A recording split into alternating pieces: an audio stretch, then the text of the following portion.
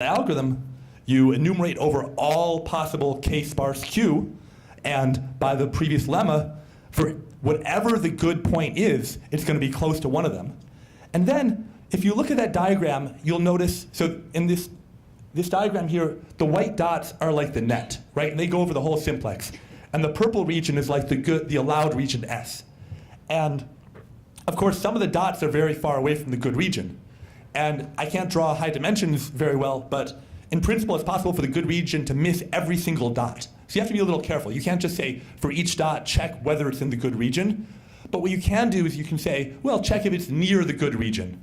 How near? Well, epsilon near in this B norm. So that's that thing in the algorithm which says check whether there exists a B in the good region such that the B norm is less than or equal to epsilon. Now, you might be, you might be getting a little suspicious here because I just told you that to maximize over the good region, the B norm is the hard problem. And now I'm telling you we can minimize the B norm over the good region. And it turns out that we can because everything's convex. It's one of these things where, if you minimize a convex function, it's easy, and if you want to maximize a convex function, it's hard. So that's why this is possible. It's a convex program. And that's it. That's the whole algorithm. K, as I said, has to go like log n over epsilon squared. There is this dependence on m, the number of measurements, but it turns out you can sparsify those. In general, you can always take m to be at most some polynomial in n, and you won't lose very much. That's actually another use of operator Chernoff. And so the runtime is m to the k, which is basically n to the order log n over epsilon squared. So it matches the same performance. So I think that's interesting because it's totally different than the SDP hierarchies. Has very, very little similarity in the analysis, but comes to the same place. This generalizes a bit. So let's say you have a general operator norm. So let's say X is a map from space A to B. The operator norm is the maximum norm of the output divided by the norm of the input. And if you take B star to be the dual space of B, then you can, and you vectorize X, this is you can think of it as a maximum inner product of X with A tensor B, where A is a unit vector in A, and little b is a unit vector in B star. So, okay, this comes up in many places. I was writing 2 to 2 instead of op because if you take the spaces to be L2, this is just the largest singular value. It says if you apply a matrix to a vector, how much can it blow up the norm by?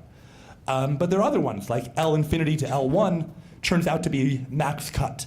Because of that second equality, it's equivalent to inner producting with two L infinity bounded vectors. And L1 to L infinity, on the other hand, is an easy problem. It's just the maximum entry, essentially.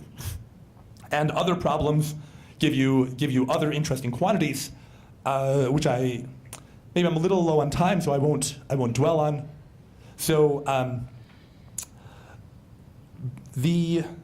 what do I want to say? The L2 to L4 norm in particular is interesting because its relation to small set expansion. But let me just say a little bit about how the algorithm works here. Jellyfish, by the way, use nets, hence the picture. And this is like the previous net picture, but Banach spaces are scarier, so this is a scarier diagram. So how does our algorithm generalize? I claim it generalizes to any Banach space, meaning any vector space with a norm. The A to B norm, as I said, is how much can you blow up how much bigger can the output be than the input?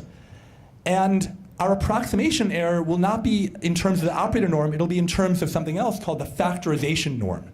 And the factorization norm of X says it's the minimum over all ways of writing X equals YZ of the norm of Y times the norm of Z, where we think of Y as taking you from A to C, Z is taking you from A to C, and Y is taking you from C to B. This is kind of like what we had for 1 LSEC. We started with S1, Schatten 1, the density matrices.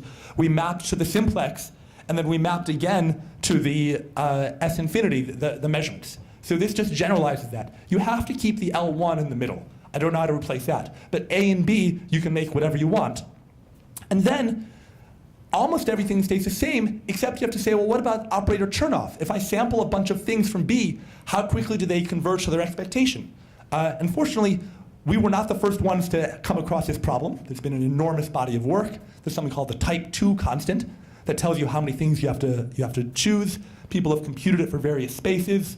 Maybe let me not go into too much detail, but the result is that you can estimate the operator norm up to additive error of epsilon times the factorization norm in time that's kind of like what we saw before. It goes like log m, the dimension of the middle space, times the type 2 constant squared. Type 2 constant, that tells you basically how many samples you need before things converge. Before that was log n. For a general space, it might be something else. And it applies quite generally. So some applications to this: if you want to compute the minimum output Raney entropy of a channel, this is something which in general seemed like a hard problem before. And we have a quasi-polynomial-time algorithm now for the case of entanglement breaking channels. These are channels that you can think of as just measuring the input and outputting a state based on that. We can improve, obviously I said we reproduce the earlier results, but we improve them in some cases. So for example, if all of Bob's measurements are low rank, then we can get something with something that's more efficient. And the 2 to 4 norm is also something where before we had a quasi-polynomial-time algorithm, and here we can get something that you could call polynomial if you fix epsilon. That exponent is going to be large, but it's technically polynomial instead of quasi-polynomial. We also get multipartite versions, which are a little harder to write down, but we can improve on the results of Lee and Smith. Okay, so let me close by talking about a bunch of coincidences, which I spelled wrong. So I said that for HSEP, which is, that's like my Moby Dick if I'm Ahab. I've not yet, I'm still hunting it. For HSEP, then there are epsilon nets that match the performance of the sum of squares. So SOS means sum of squares, means semi-definite programming hierarchies. And in the right column, these are cases where this hierarchy is analyzed using information theory. So in the very bottom row, you have Brandao-Christandl-Yard, my follow-up work with Fernando, and a paper by Barak-Kelner-Steurer. So all of those get some bounds for HSEP. And then as I mentioned, we have these epsilon net approach to HSEP as well. There's other work by Yaoyan Shi and Shaodi Wu also doing epsilon nets for this problem, which maybe if someone asks me about it, I can explain the difference. So there are some suspicious coincidences, but these are not the only one. So let's go through the others. The top line is if you want to maximize a quadratic function over the simplex, again, you have algorithms of both types that get the same performance. The second line is if you want to find an approximate Nash equilibrium, again, we can do it in both ways.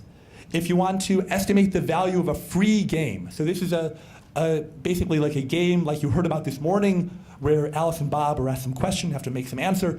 Free means that their questions are independent from each other.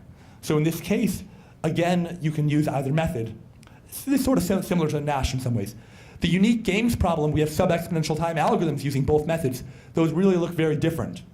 Small set expansion as well. So there are a lot of coincidences which I do not know how to explain. There's only one case I do know how to explain, which is polynomial optimization over the simplex. And this problem is NP-complete, even though it sounds kind of easy, it turns out to be NP-complete. And I'm a little low on time, right? So let me not tell you the details, but I'll just say that there's a linear programming hierarchy for the problem, and it's so simple you can just enumerate the extreme points of the dual, and those turn out to be the points in the epsilon net. Making this more mysterious, I'll say the STP hierarchies, these are all relaxations. So if you want to maximize, they'll give you a number that's too big. And the net algorithms, you're just trying points. Every point you try is going to be some lower bound. So they give you an answer that's too low. And so, they give you the same error, but one is too high and one is too low. So it's really quite strange that they match in general, and that in this specific case, there's a real connection. Okay, so the open questions I've talked about before, you want to apply it to these big open problems of complexity, like unique games and so on. I'd also like to make the hardness results tight, as I talked about before. One little subtlety is that these algorithms rely on operators having small factorization norm, but also you need the factorization to be explicit. If someone doesn't tell you the factorization, they don't work. Whereas for the SDPs, you don't need the factorization. If M is 1 LCZ, but I don't know that, and I run the SDP hierarchy on it, it works, and I don't even have to know why it's working. So that's something to investigate. Finally, there are all these coincidences, and there's got to be some deeper reason for why they're all true. Thank you.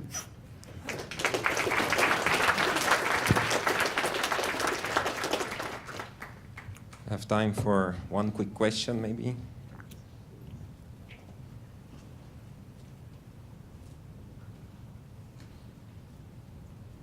Okay, if there are no questions, let's thank Aram again.